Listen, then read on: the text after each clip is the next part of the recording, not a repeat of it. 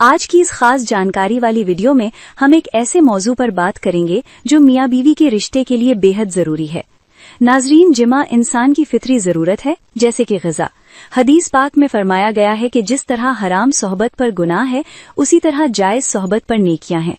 शौहर जब बीवी से हमबिस्तरी का इरादा करे, खास तरह पर शादी की पहली रात या उसके बाद, तो उसे कुछ खास आदाब और तरीके अपनाने चाहिए ताकि शैतान की मुदाखलत से महफूज रहे और नेक औलाद पैदा हो।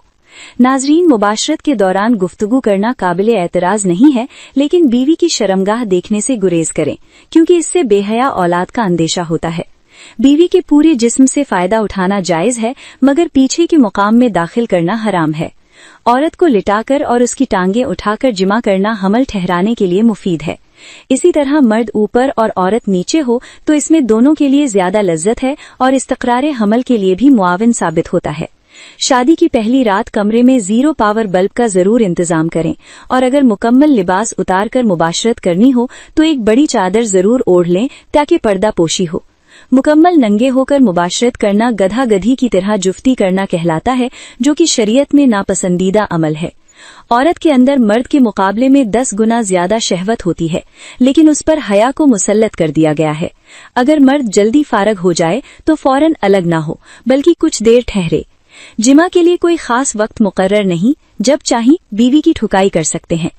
मुबाशरत के बाद मर्द और औरत को अलग अलग कपड़े से सतर को साफ करना चाहिए, क्योंकि एक ही कपड़ा इस्तेमाल करना नफरत और जुदाई का सबब बनता है। आज के जदीद दौर में टिश्यू का इस्तेमाल निहायत आसान और मुफीद है, लिहाजा घर में एक पैकेट जरूर रखें।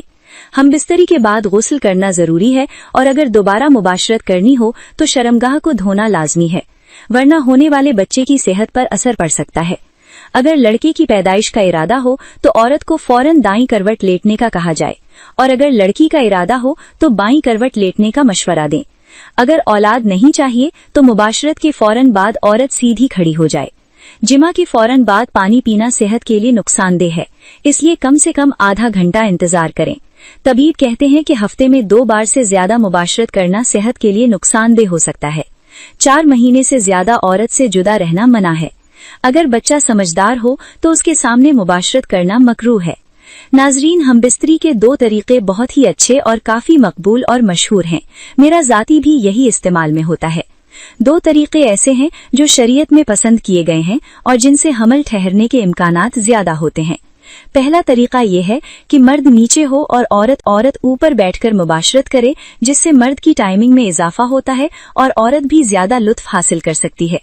इस पोजीशन में मर्द नीचे होता है और औरत ऊपर बैठकर मुबाशरत करती है, जिससे वो अपनी मर्जी के मुताबिक रफ्तार और दबाव को काबू में रख सकती है। दूसरा तरीका यह है कि औरत की टांगें उठाकर मुबाशरत की जाए, जिससे दाखिल आसान होता है और मुबाशरत में ज्यादा लज्जत हासिल होती है। ये तरीका दाखिल को आसान और मुअस्सर बनाता है। इसमें औरत की टांगें ऊपर उठा दी जाती हैं, जिससे मर्द का नफ्स ज्यादा गहराई तक दाखिल होना मुमकिन हो जाता है और मुबाशरत में ज्यादा लज्जत हासिल होती है। नाजरीन, उम्मीद करती हूँ कि आज की वीडियो आपको पसंद आई होगी। वीडियो अच्छी लगे तो चैनल को सब्सक्राइब करें और वीडियो को लाइक करें।